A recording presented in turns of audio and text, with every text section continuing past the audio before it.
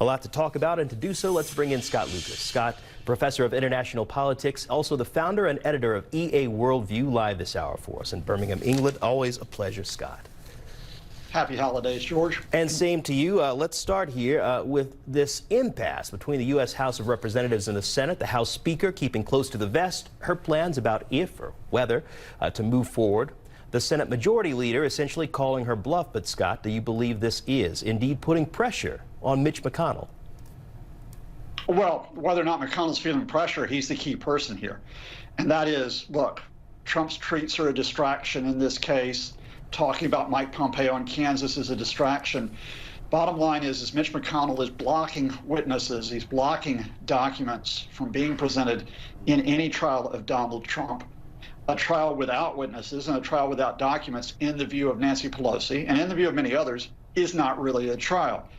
Now, the question is not whether McConnell is under pressure from Pelosi and from the Democrats. It's whether Republicans in the Senate will break away from McConnell. Because while it requires a two-thirds vote to convict Donald Trump, it only requires a simple majority to overrule McConnell and say, yes, we will have a complete trial. We will put this evidence on the record, not just for the jurors, but for the American people.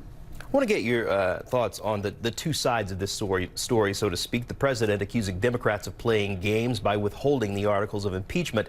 Democrats, though, pointing to the fact that though the president claims that he is innocent, though he claims that he wants to present witnesses, they say he's the one who is blocking the witnesses. So, Scott, how significant is all of that in this? Well, George, this is the political equivalent of a criminal trial. And I think if you had anyone that said, in a criminal trial, whether it was for murder or arson or some serious offense, look, we don't want to hear from witnesses, we don't want the evidence presented, they would sort of scratch their heads. And that is the bottom line here, that if you want to defend Trump, if you want to defend McConnell, that there should not be witnesses, go ahead and do so. But do not pretend that Nancy Pelosi is the roadblock here. The House has done its job. They have passed the articles of impeachment. The House has had open hearings.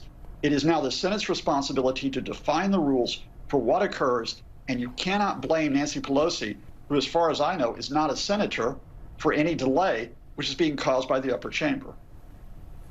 And also the questions around the U.S. Secretary of State, Mike Pompeo, what 2020 may mean for him, these reports that he may want to run for Senate.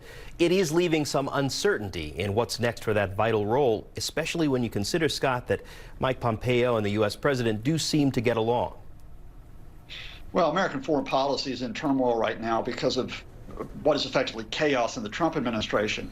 And Mike Pompeo jumping ship to run for Senate in Kansas, that would just add to it. But George, again, I need to be honest with you. Mike Pompeo heading off to the Midwest to run for Senate is not my priority right now. And this headline is not my priority. My priority regarding Mike Pompeo is, what did he say when Rudy Giuliani called him in March and Trump's personal attorney reported on the disinformation campaign and on the effort to remove the U.S. ambassador, Marie Yovanovitch, from her post?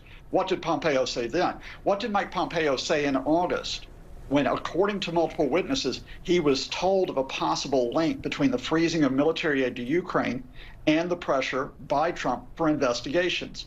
What was his response? In short, the priority for me is not Mike Pompeo in Kansas. It's whether Mike Pompeo should be testifying as part of Trump's trial in early 2020. That is a question. We'll see what happens come 2020 with this trial. Scott Lucas live for us in Birmingham, England. Thank you, Scott. Thank you, George.